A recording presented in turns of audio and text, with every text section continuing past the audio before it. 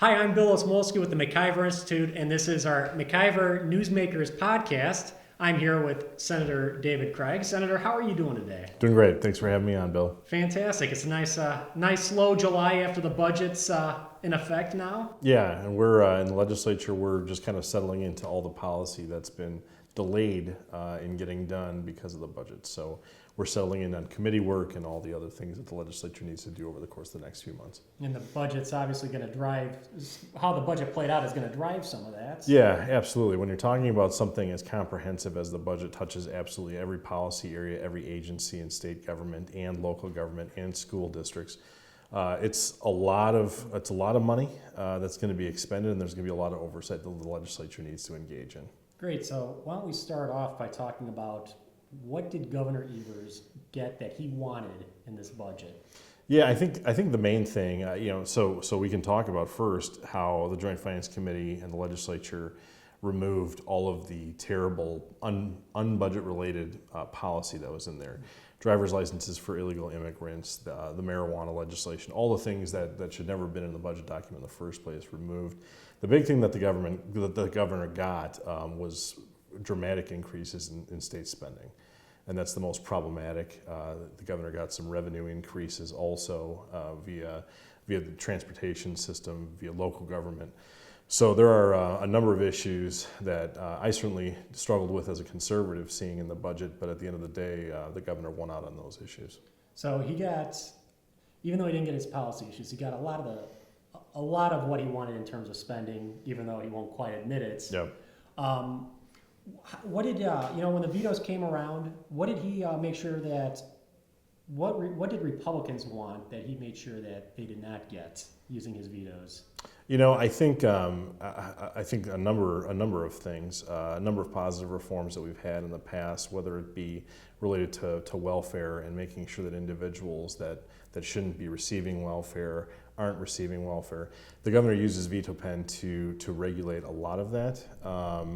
But I think at the end of the day, the biggest bang that the governor got using his veto pen was an increase in spending, which a lot of folks around here didn't anticipate. That's something that we've got to focus on in the future to fix. Yeah, so I like to explain to people when it comes to the governor's very powerful veto pen, it's a lot more powerful in the hands of conservatives typically than it is in liberals, because you can only use the line item veto to take items out of the budget. You can decrease spending, but you can't increase spending. But somehow Governor Evers found a way to do that. Yeah, so we have fairly intricate case law, as we've seen. The legislative line item veto really came into its own in the 1930s, and then we've had subsequent cases in the 80s and 90s dictating through the state Supreme Court how the line item veto could work. And so what we've seen is a curtailing of that, what they call the Vanna White veto and what they've called the Frankenstein veto, where the governor can't carve out individual letters. The governor can't carve together different sentences. And part of that body of case law also said that the governor can strike an amount and write in a reduced amount, but he can't write in an increased amount. And the problem we had here was where the governor, inside a sentence, could strike out words and jump to new numbers, and that's what happened here. And so that's not something that's been addressed in case law, but I'm of the opinion that if you're going to look at the original understanding of how that amendment was adopted, I don't think anyone would have envisioned a governor being able to blow through what is the core authority of the legislature, the power of the purse, and that's what the governor's done here. So I don't disagree with folks who say, hey, why do we need to do anything with a constitutional amendment? We already have a constitution that addresses this. I think there is a strong argument that we do need a constitutional amendment, and I think that we need to address this very quickly. And we have that ability under our current constitutional structure to do that. Let's have the governor go on the record. The governor's already called us, names for wanting to be responsible in the legislature, to take control over the power of the purse and make sure that he can't increase spending, that he can't obligate the taxpayers beyond what the legislature's already addressed. And so we need to go through that process. We need to have the public's input, pass legislation the next two sessions of the legislature, have the statewide referendum, And the governor should be willing to talk to the taxpayers and say why that's such a bad idea, that the legislature should maintain the power of the purse. And what kind of reception have you gotten towards the idea of amending the state constitution? Yeah, I mean, it's been overwhelmingly positive. We've had individuals on the right and the left supporting it. And you've got liberal individuals like Jay Heck talking about how we need to revisit the authority because of how expansive the governor's authority is, unmatched in any other state, unmatched by the federal government, obviously. Where you've had case law that said no, that the president can't do anything remotely like the line item veto here in Wisconsin. And you talk to the average taxpayer, they understand that there's 3 branches of government, that those 3 branches do their thing, and that they shouldn't be intruding on the other's territory. And what the governor has done here is a clear intrusion into the core authority of the legislature. And so what we're hearing is, yeah, there are some dissenters, the radical left that doesn't like this because Tony Evers is their guy, and he's used it to pad the cushion of the largesse of state government. But at the end of the day, I think that the referendum, when it gets to that, after we pass in the legislature, which I think we'll do, I think is going to be overwhelmingly supportive of what we're putting forward.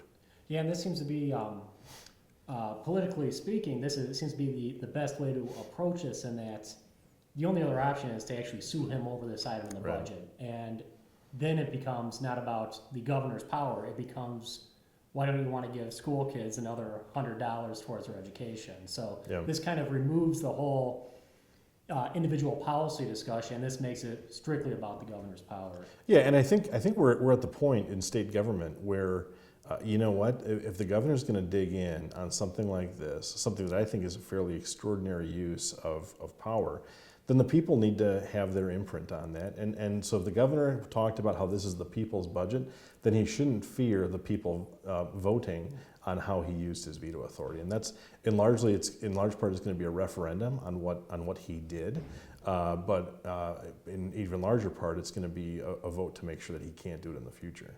Yeah, and I probably should have said this up front. I mean, this was no small change that he made. I mean, in per pupil aid, it seemed like a small change, but ultimately, I mean, we're talking like an $85 million change in the budget. Yep. Yeah, it's a dramatic spending increase. As the education budget was going through the legislature, I think most folks on the Republican side thought, this is a substantial amount, and that it would get school districts comfortable with the budget. That clearly wasn't the case, because immediately after the budget was passed, we had the Wisconsin Association of School Boards come out with a recommended prefab language on how the governor could improve the budget. And lo and behold, that's exactly what he did. So I think from the get-go, there were people that were planning and plotting how to make sure that this spending increase happened. It's a fairly elapsed period of time in which that work was done. So I have a feeling that there was research being done many, many weeks in advance of the legislature actually passing the vote before it actually happened.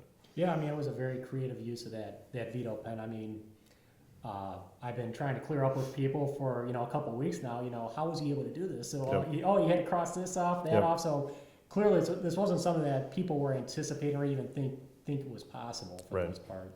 Yeah, and it was very creative. I would say that the language that we had in there, where you had a pre-existing number that was looking out into future years, it was some pretty sloppy drafting, and that was our fault in the legislature for having something like that in the first place.